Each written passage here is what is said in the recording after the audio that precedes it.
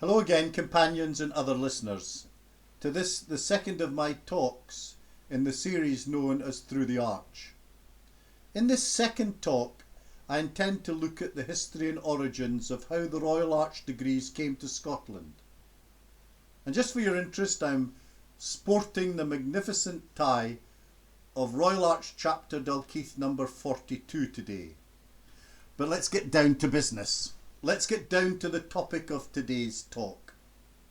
In my last talk, we looked at the Old Testament origins of the allegories of our degrees. The question for me today is, how did these stories or accounts lead to the Royal Arch chapters we have in Scotland today? Today we know that the Mark Master, the Excellent Master and the Royal Arch Mason degrees are governed by the Supreme Grand Royal Arch Chapter of Scotland. But how did we get here? The Royal Arch degrees were not homegrown Scottish degrees in Masonry, but were brought to Scotland and introduced here from origins that were both English and Irish. The English Royal Arch allegories deal with the rebuilding of King Solomon's temple, rather than the repairing, which is the main theme of the workings of the Irish Royal Arch ritual. However, many people have said there are similarities between the English and the Scottish Royal Arch Freemason, and this is often highlighted by the similar regalia which we wear.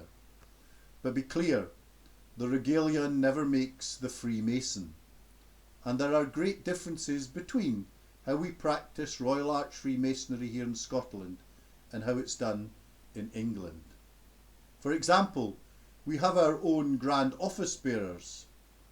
In England, the Grand Office Bearers of the Grand Lodge and the Supreme Chapter are the same, but that's not the case here in Scotland. We have our own sovereign grand body with its own Grand Office Bearers. For me, when we look at Masonic history, there are many propositions about how Freemasonry evolved, but the mists of Masonic history only become clear for me during the period of the European Enlightenment between the 17th and the 19th century.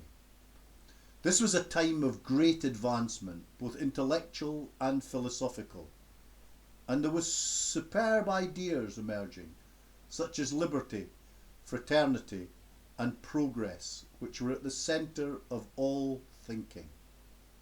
Here in Scotland, the Enlightenment flourished between the 19th century and the early 20th century, and this was the period at which Royal Arch Freemasonry came into its own and grew in Scotland.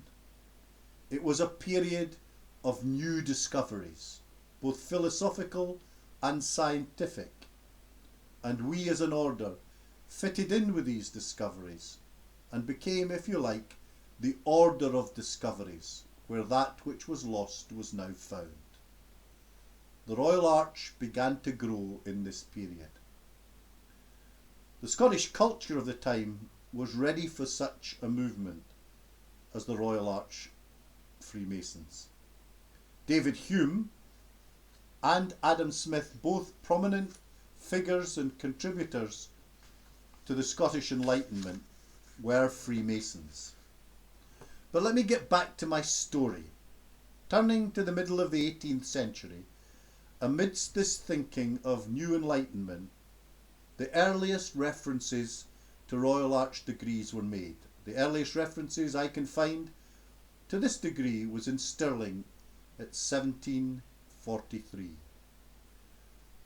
They came, and I believe was the root and origin of the degree coming to Scotland, through the military lodges, who moved and based themselves near the different military camps here in Scotland. And these military lodges brought with them a whole range of other degrees.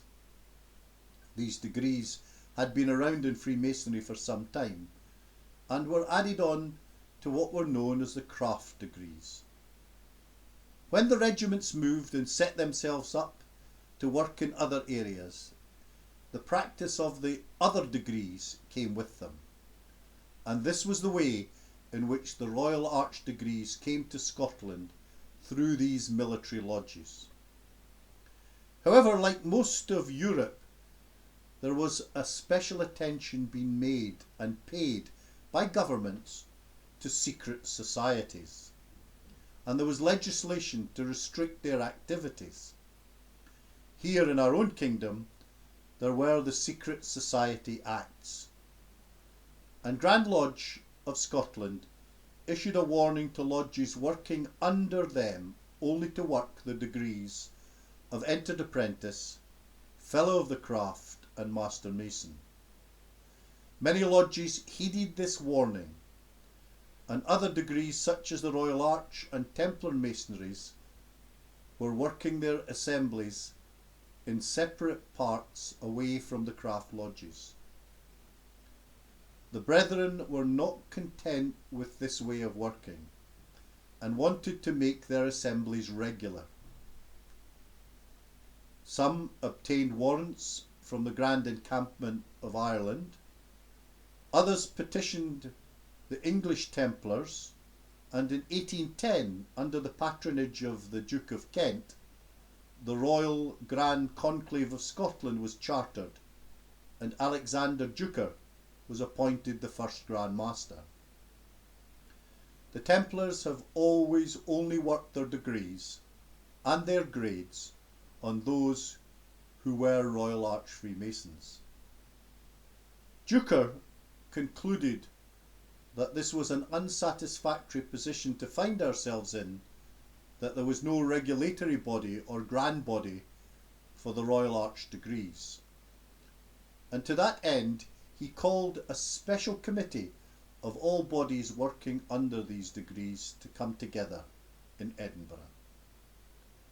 They were approached about forming a new grand body of Royal Arch Freemasons in Scotland, so that the degrees could be properly regulated and controlled and worked.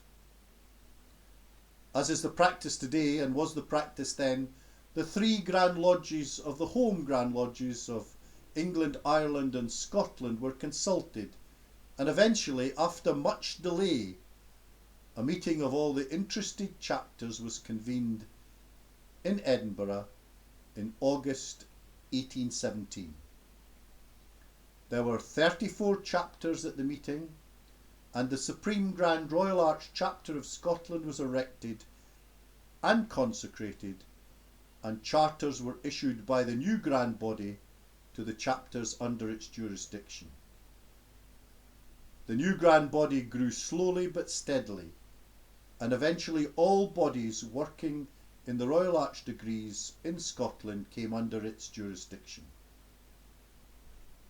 We now reach into the histories of Royal Arch Freemasonry, and we see how it emerged from the Old Testament through the mists of Masonic history into the period of the Enlightenment.